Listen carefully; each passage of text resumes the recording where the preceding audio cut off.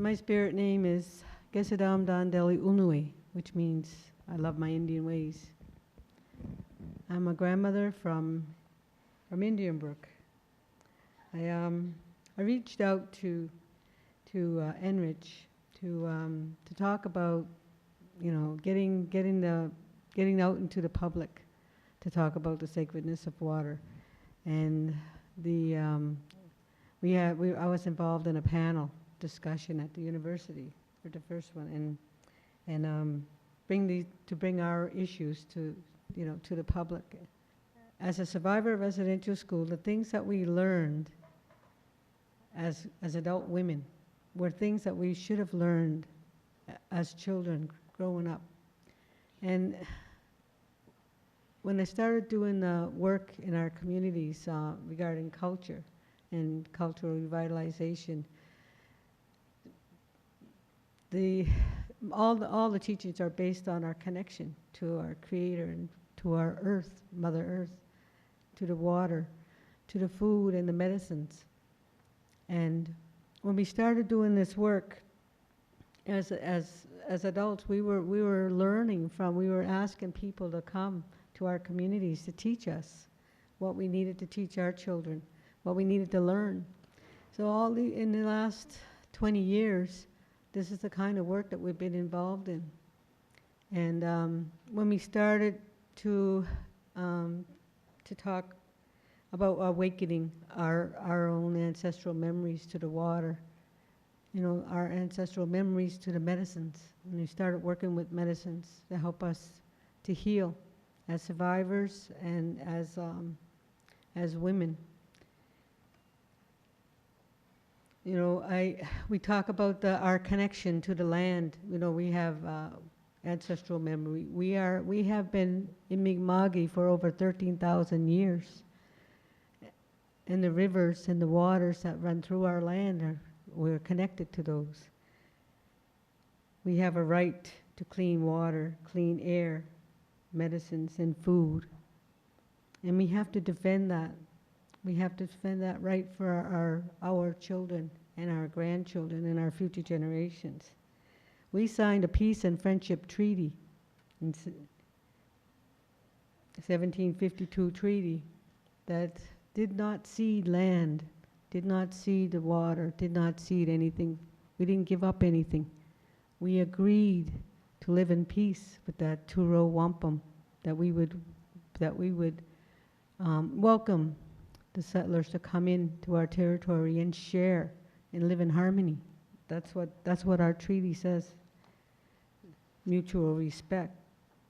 When we started working with people and in our communities and reaching out into the communities to work with other like-minded people who also felt the need to protect Mother Earth and the water.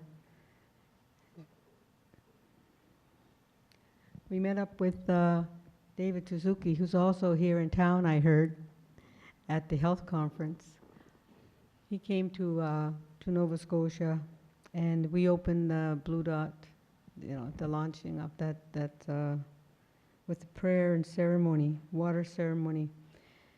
And it was through his involvement for bringing Native people into his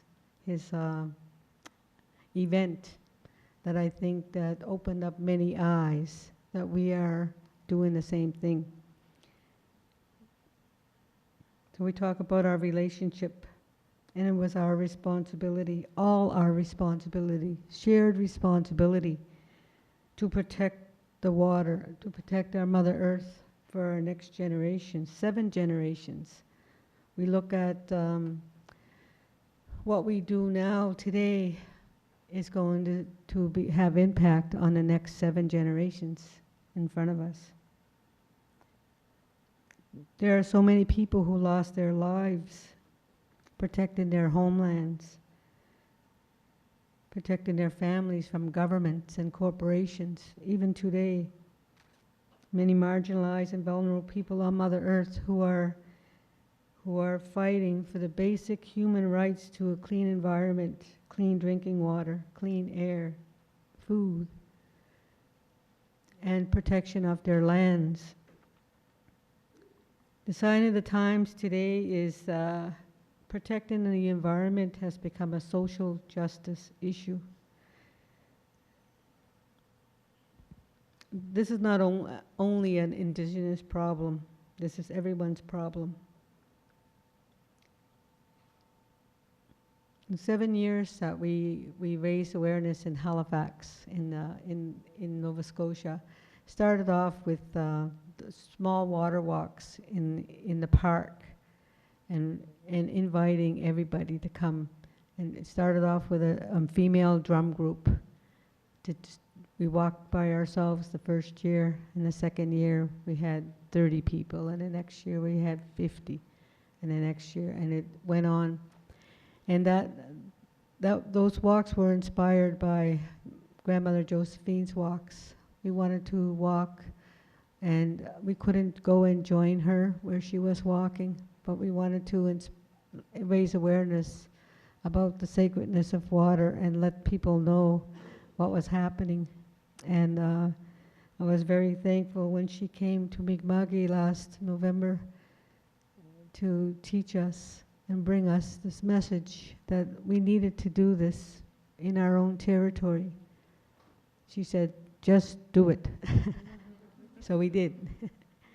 So last week we did our first water walk, and in Mi'kma'ki, and we are sending the pail, the copper pail, to all the other districts. So we walked in our Sipanagadik district, in Shubenacadie, where the Shubenacadie River is under attack. It's at risk. The government of Nova Scotia has released gave the environmental permit for them to proceed. And right now our band in Sipanagadik is before the courts trying to get an injunction to stop them, while based on our fight for our treaty rights to our way of life, to our culture, to our fishing, hunting, gathering, all those things that are in our treaty, to say that we have a right to do that on that river, on that land. In our community, a few years ago, we lost our water due to this sand and gravel mine. Sits in our backyard, 200 feet away from our main drinking water source. And they were digging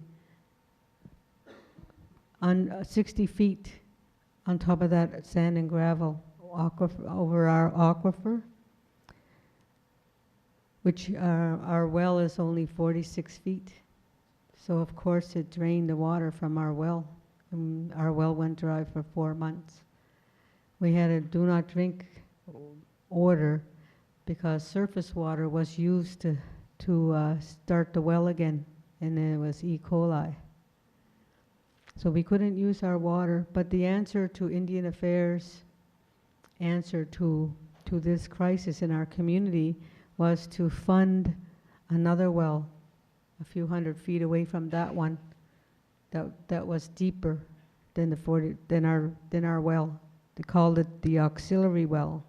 So next time, Sand and Gravel, who's been mining sand for over 50 years on top of the aquifer, the next time they go down below that well, we'll have a backup water source. So it was not to negotiate to shut that down, to prevent that from happening. It was to dig another well. And it really worries me that there's no other drinking source water around that area, and that's it. Once our aquifer is damaged, where are we going to get water? How are we going to buy water? When when Indian Affairs sent in truckloads of water for those first month, we were without water for 4 months. They stopped sending water. We had to buy water out of our own money. We have family in the next community in Millbrook, and that's where we went to shower. And that's where the kids were taken to bath. It's a do not use on children. When I was talking to the people out there about our water crisis and going up to Elsie Buktuk, you know, in my sister's community, we were going there to stop fracking. You know, we went up to Cape Breton, to Lake Ainslie, to stand with our sisters and brothers there to stop the fracking from coming to their territory.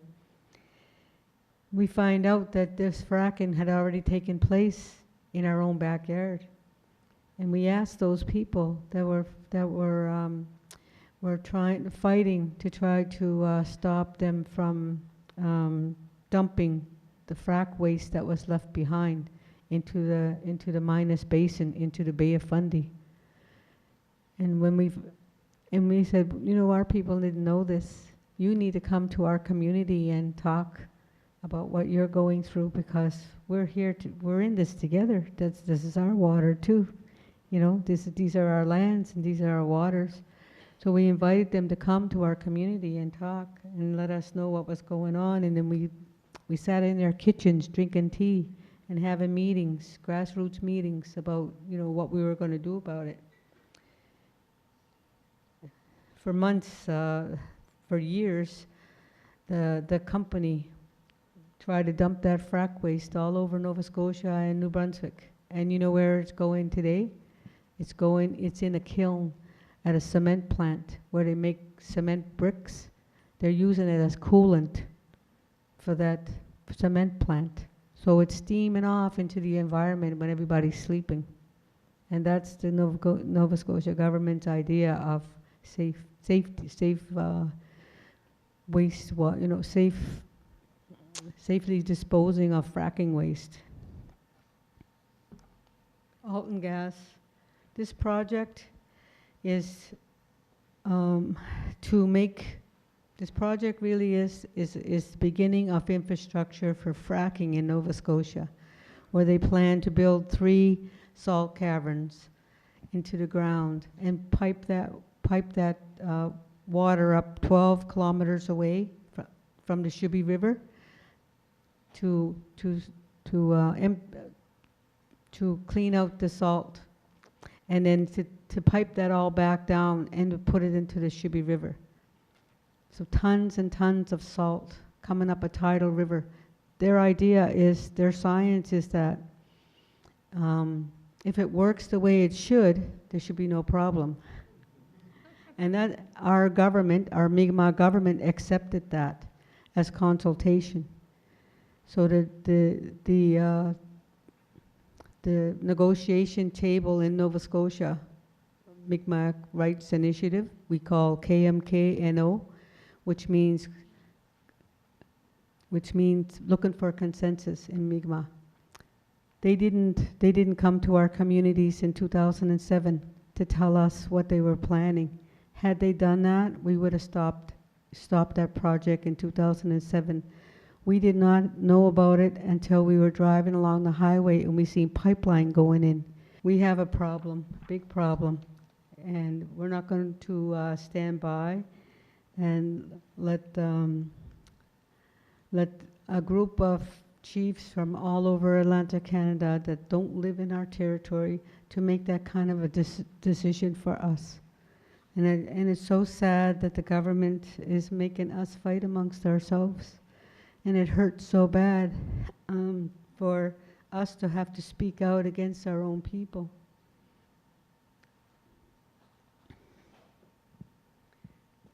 This is the project, what it looks like, and that's the Shubby River. And their idea of making it safe is to store the salt brine into those holding ponds. They're going to bust that dike. You see where those flags are? They're going to bust through the dike and let the water come in and wash that salt brine out twice a day on the high tide, on the tides. And over 3 years, it's going to kill our river. And they're planning on building 18 of these caverns, not 3. I'm going to hurry through this very quick. As you know, I said Grandmother Josephine has been an inspiration to many Indigenous women to stand for the water, to speak for the water.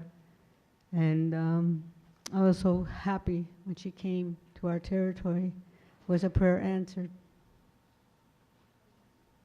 The next water walk will be in Annie's territory, in Siknikduk, and they'll be walking the Rishibaktu River, the River of Fire it's called, in September.